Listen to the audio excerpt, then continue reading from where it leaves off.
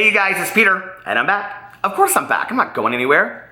Beast! I'm YouTube famous now. And today I want to do something a little bit different on my channel. I received a comment, I think it was about a week ago, on one of my videos, and the person said, you do all these drama videos, but you could be using your platform to, bring some good to the world, something to that effect. I don't remember the exact comment. And, it was interesting because the comment kind of stuck with me, and I feel like, now I could be wrong, but I feel like I do a lot of good, I feel like people watch my videos and they laugh and it helps them escape from their day, when they've had like a tough day at work, or, I get a lot of messages from people that will say things to me like, I was having the worst week of my entire life and I watched your video and it made me laugh, and on and on and on. And so I really do believe that my videos help to some degree. I really do, And I also get, messages from people talking about how like they're in the hospital or they're in chemo and they watch my videos and it cheers their days up. And I really try to think about that whenever I make my videos. I also, no matter what kind of drama I'm talking about, I always kind of try to weave some kind of personal experience of mine into that, something that I've learned in my life. And so, it's interesting because I think there's a lot of different ways to look at the videos that I make. Some people could see them purely as drama. Other people could watch them and say, you're not a drama channel at all. And I get that comment a lot. I don't really care what my channel is considered. I just love to have a place where I can come and talk.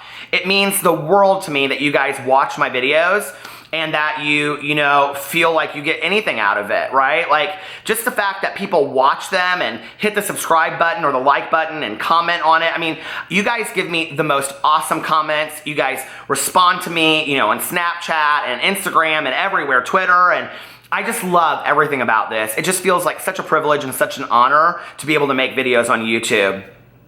That being said, I do think that it is important for me every once in a while to come on here, and I'm going to try to start doing it maybe once a week, once every other 2 weeks, every other week, to talk about things that are personal experiences of my life that I think that maybe other people can learn as well. And if you don't know, I have another channel called Peterisms, where I tell stories of my life and things that I have learned as I have grown into the person that I am. There, that's my intro that I do over there.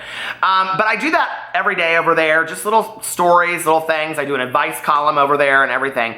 And, but since I started that channel, I stopped doing that as much over here. And this has really just become like drama, if that makes sense, or beauty hauls. And I love all that stuff. I really do. I'm having the time of my life. I'm having so much fun with it, right? And, I say on here regularly that I have the most amazing life. I literally have a life beyond my wildest dreams. I do. I'm at a point in my life where I just float down the river of life wherever the journey takes me, and I am having so much fun. And thank you for allowing me to be here and do what I love to do. And part of that is telling stories. I also talk a lot about being in recovery and being an addict and an alcoholic. And, I got sober on December 17th of 1994. I have been sober for 23 and a half years. I am actively involved in a 12-step program. A lot of my friends are sober and are in recovery. Now, I will tell you that I'm not going to talk about specifics of the program that I'm in because it violates certain rules that they have. And if it weren't for that 12-step program, I would not be here today. But the reason that I'm doing this video, and I've done another video talking about my addiction and my recovery. I've done a couple videos about that, both on here and on my Peterisms channel. I also talk about it regularly on my vlog. And the reason that I talk about it regularly is because, first and foremost, in my life, I am an addict and an alcoholic. And it's not something that I'm ashamed of. It's not something that I feel like I shouldn't talk about. In fact, today, it's something that I'm proud of. And I think that people in recovery, or this term addict alcoholic, gets a really negative connotation in our society. And, I think it's because it's misunderstood by a lot of people. And so I wanted to get on here today and kind of talk a little bit differently about recovery. Whenever I talk about recovery, it's a lot of times in reference to my having issues with certain YouTubers that use drugs and alcohol, regularly in their videos, or I feel like they condone that or they promote that in the videos. And the reason that I have such an issue with that is because I feel like anybody that's a public figure is putting out role modeling behavior, whether they ask to be in that position or not. It goes along with the territory, If you're making videos on YouTube and people are watching them and people are saying to you, I look up to you, You cheer me up. I learn from you. Then whatever you put out there, they're going to learn from what you're putting out there. And if what you're putting out there is negligence and misinformation and reckless behavior, then that is what they're going to role model. And for a lot of YouTubers out there that are much younger, they are role modeling to a much younger audience. I'm not stupid. I know that my audience of people that watch my videos, ranges as an age. I get a lot of emails from people that are in college or high school saying, hey, I want to get sober. What should I do? Or I'm in college and all my friends are drinking and they're smoking weed and they're taking pills and I don't know what to do. And, I think what's interesting to me about that is that I also get a lot of older people, because that's probably more the majority of the people that watch my videos, that will say to me, like I have children that I think that are addicts and alcoholics, or I have a sister, or I have a mom, and as we go into this baby boom generation of being in retirement homes, we're seeing a lot of people in retirement homes and people that are retiring that have severe drug and alcohol problems. It's complicating their lives. There is not a day that goes by that I do not have a conversation, not with somebody that I know from recovery, which that happens every day too. My best friend is also sober, and she's in a lot of my videos, and she's allowed me to say that she's sober and in recovery. And I've known her for 22 years, and I share this a lot on here. When I got sober, and they told me, if you do what we tell you to do, you will improve your family relationships and you will have a better life. But what they never told me was that I would get the best friend that I had ever had in my entire life. I'm so thankful for her, and that's all as a result of my recovery. But not a day goes by that I don't have a conversation, whether it's via phone or email or direct messaging somehow, with one of you out there, where you're sharing your story with me and you say, I don't know what to do, but I need help, and I know that I need help. And always what I hear is fear. I always hear fear of taking the next step. Fear of not being able to change your life, because you don't know what this new life looks like.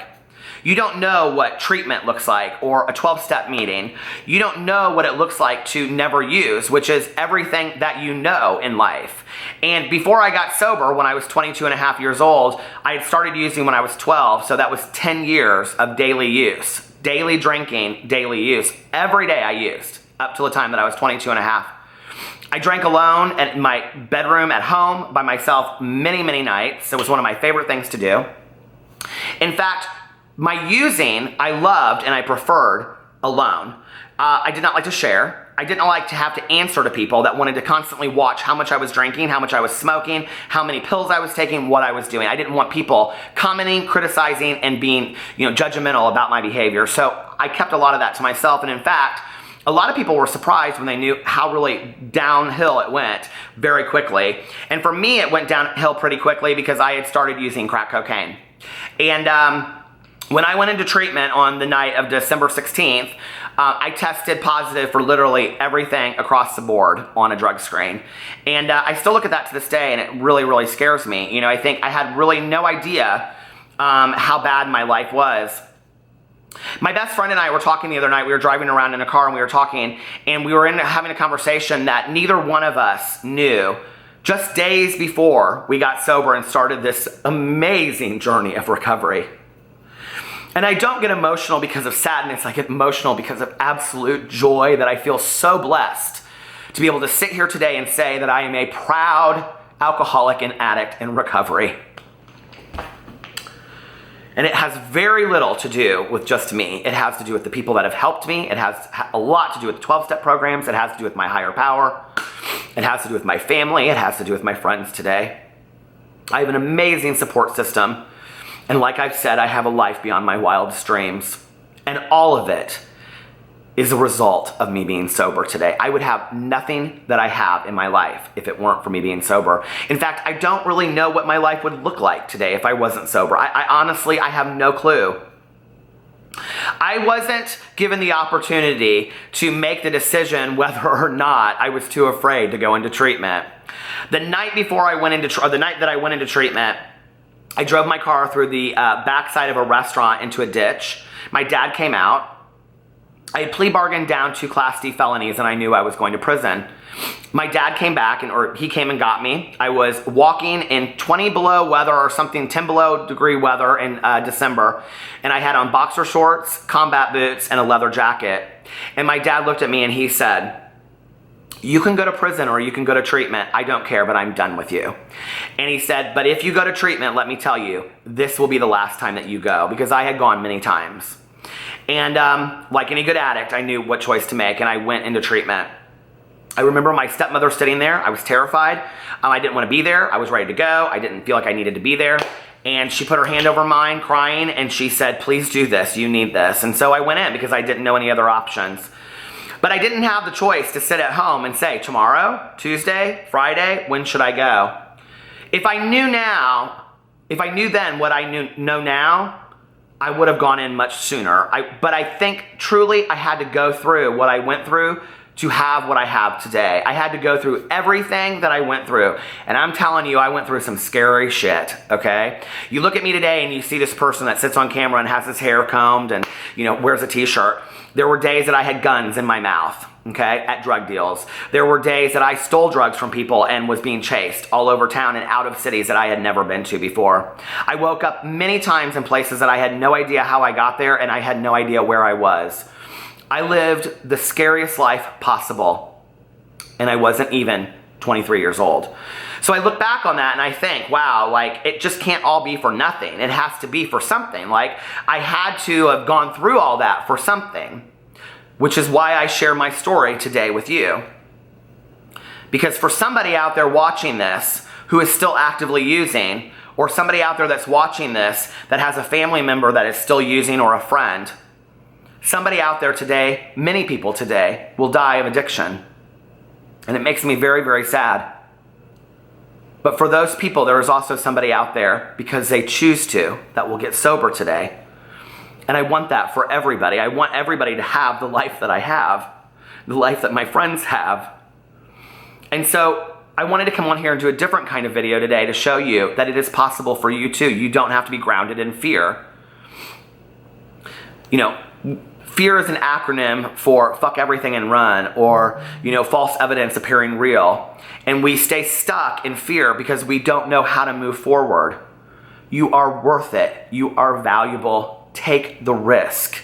Allow yourself to be vulnerable enough to let somebody help you. Your life means that much. My life meant that much to me, and I didn't even know it until 6 weeks, 6 months, a year after the fact that I walked into treatment. Got forced into treatment to some degree. And I'm really thankful for all of the mistakes that I made that walked me into the door that night, because if it weren't for that, I wouldn't be here today. Today I can look back on all of that and I can see that it had a purpose. If you're in the middle of your purpose right now and your active addiction, you may not see that. But if you go and you get help right now, you will one day look back and be so thankful for all the things that you went through. You will see that it wasn't for nothing, and that you will be so grateful for the life that you have. Please get some help. I love you, and I will see you tomorrow.